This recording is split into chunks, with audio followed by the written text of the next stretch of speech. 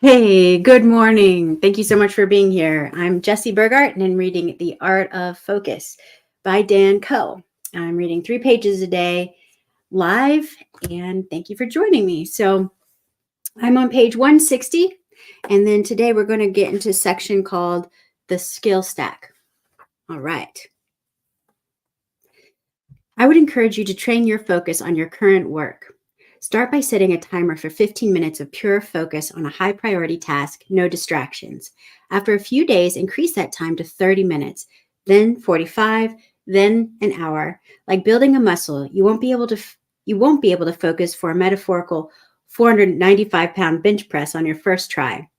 Most people don't have 4 hours to work on their own thing, so don't feel like you have to work this long if you have other responsibilities right now. Don't let the expectations I set in this book prevent you from facing the reality of your situation. Do what you can, start small, and work your way up the challenge ladder in all areas of life. Anybody can set aside 30 to 60 minutes every morning to build out their dreams. Sure, it may take a week to get used to waking up earlier, and you may need to sacrifice nightly bad habits that you don't want to break to get to bed on time, but the fact remains that anybody can do it. If you spend 8 hours building someone else's dreams, you can spend 1 hour building your own. Every individual that wants more out of life needs a dedicated vision building session. Your vision isn't going to build itself. You must carve out time, no matter how small, at the start. During this dedicated vision building session, the choice of tasks you perform are crucial. First, identify where you are in relation to your goals. Do you have the clarity to execute on the tasks that will bring meaningful results? Or do you need to use that time for self-education and study? Remember that you are creating a playable game here. Nobody starts out as an expert.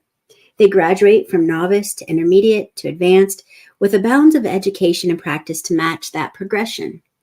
Every morning, be sure that you're performing tasks that move levers. Lever moving tasks are the actions that generate results. If you aren't getting results, that is feedback to change what you're doing. Without positive feedback, there is a growing potential for rogue thoughts, emotions, and external stimuli to grab your attention. Distractions are the catalyst of entropy in your productivity system. The more distractions you give the chance to penetrate your awareness, the more likely you will be to go into a downward spiral of procrastination. The most effective advice I can give is to condition your internal and external environment to be distraction-free. Set your alarm an hour earlier to wake up before the distractions. Stick to a routine that makes work sessions seamless and efficient with practice. Hold the idea of your holistic, ideal lifestyle in mind as you go about your creative endeavors. None of this is immediate, but with a vision-aligned intent to build, you will surprise yourself on even a 6-month time scale.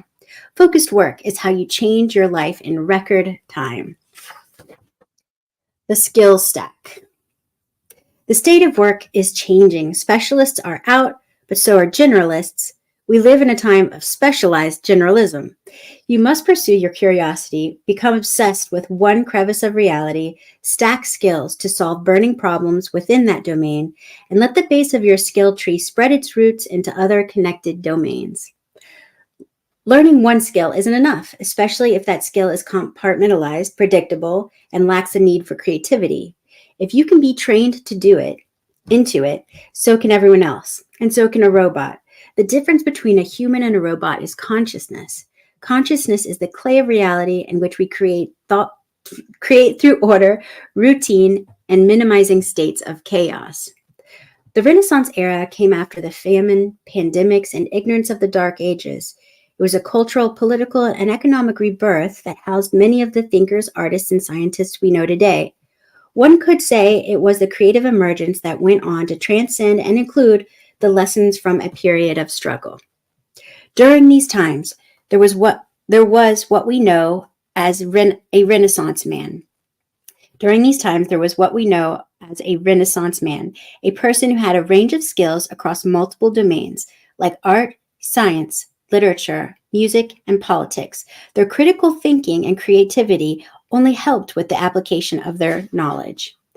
In this digital renaissance of the third millennium, we can notice similar patterns. Technological advancements have made it possible to learn new skills that were previously reserved for specialists, usually the ones that have the cash to afford specialized education. As an example, anyone with a few hours to spare can watch a tutorial on web design, purchase website software for less than a nice dinner, and build a what looks to be professionally designed site. Or you can just talk to an artificial intelligence engine and have it build one for you. That way you can focus your education on creating, selling, and iterating on a product or service that actually gets you paid. There are no limits aside from pleasurable distractions to what you can learn and apply as one person. Individuals can learn design, marketing, writing, and video to run a multi-million-dollar business selling a solution to the problems they've solved in their lives. I purchased a pair of blue light glasses yesterday from an individual that did just this. They struggled with eye strain and sleep, studied potential solutions, experimented with them, and created a stylish pair of glasses that solve the problem. Since this was a personal endeavor, and since they built a relationship online, they have very little competition with the big brands selling the same product with little soul behind it. For that to be a possibility for you, you not only need a value to offer, which comes from your personal development and skill acquisition, but you need to pair that specialty with a general understanding of the modern skills that allow you to put your payment-worthy value in front of a fraction of the billions of people you can reach on the internet. Now that you have awareness of this, try to notice it when you're exploring the digital world. View brands, content, and products from the lens of a researcher, not a consumer, and you will pick up lessons that can aid in the actualization of your goals. That's all. Thank you so much for being here. I'll see you tomorrow for day 44. Thank you.